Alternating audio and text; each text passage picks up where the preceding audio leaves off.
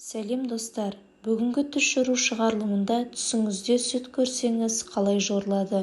Ең алдымен каналыма тіркеліп, жаңа видеоларды жіберіп алмау үшін қоңыраушаны басуды ұмытпаңыздар. Ал ендеше бастайық. Кімде-кім түсінде емшегінде сүт көрсе, онда ол бойдақ болса, үйленіп ұрпақтары болады.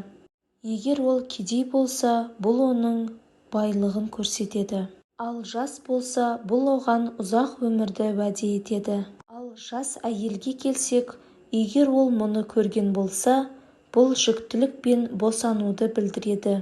Ал егер кемпір мұны көрген болса, бұл оның мұқтаждығы мен мүлкінен айырылғанын көрсетеді. Егер мұндай түсті қыз көрсе, бұл жақында болатын үйлену тойын білдіреді.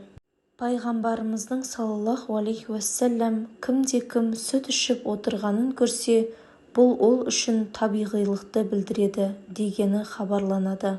Ұстаз Абу Саид әйелдер мен еркектердің түсінде емшек ұшында көрген сүті мүлікті, сүттің өзі малдың мөлшерін білдіреді деген.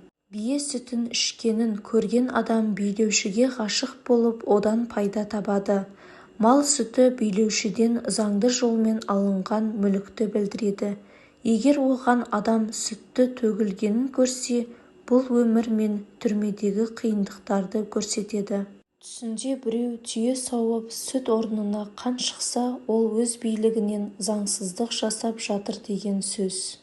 Ал түйе сауып уы кетсе, харам жолмен мал алады деген сөз. Сауылған түйенің сүті имандағы еңбекқорлықты білдіреді. Түсінде түйенің сүтін ішкен адам иманды ұстанған, намаз оқиды, ораза ұстайды, зекет береді. Сүт ішуге арналған ол жолдың қасиетін, білім мен даналықты білдіреді.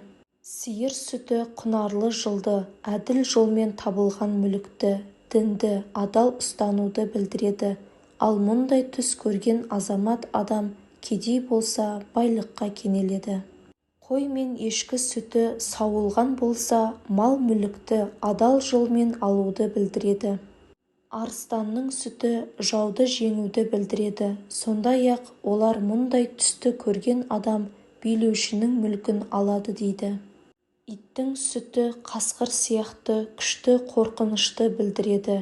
Сонымен қатар залымнан мүлікті алуды көрсетеді. Шошқа сүті адамның санасындағы өзгерістерді білдіреді.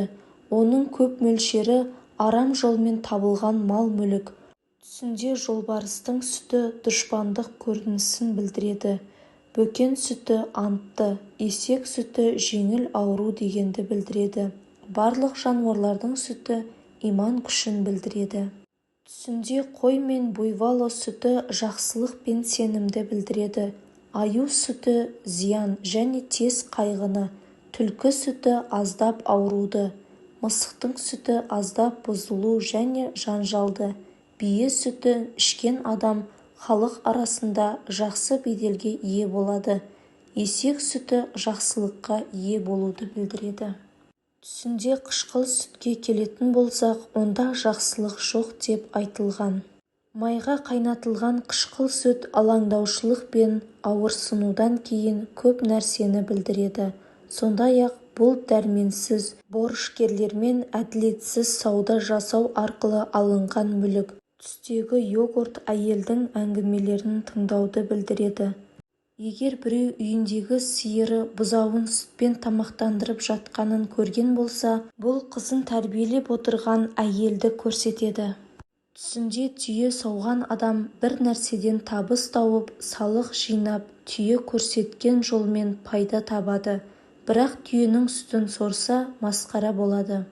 Түсіңізде сүт беретін түйеге мінгеніңізді көрсеңіз, әділ әйелді білдіреді. Түсте әйелдердің кеуделері өсімдіктерді көрсетеді. Оң жақ кеуде ұлдарды, сол жақ кеуде қыздарды бейнелейді. Емшек сүті нәрестені көрсетеді. Өйткені бұл оның тамағы, демек оның өмірі. Сондай-ақ бұл күнкөріс құралдары және тұрақты білдіреді. Өйткені ол оларды бейнелейді және бұл жағдайда олар сүттің мөлшері мен оның сапасына байланысты. Достар, осымен бүгінгі түс шору шығарылымы аяқталды. Видео ұнаса лайк басып каналыма тіркелуді ұмытпаңыздар. Келесі кездескенше сау саламатта болыңыздар.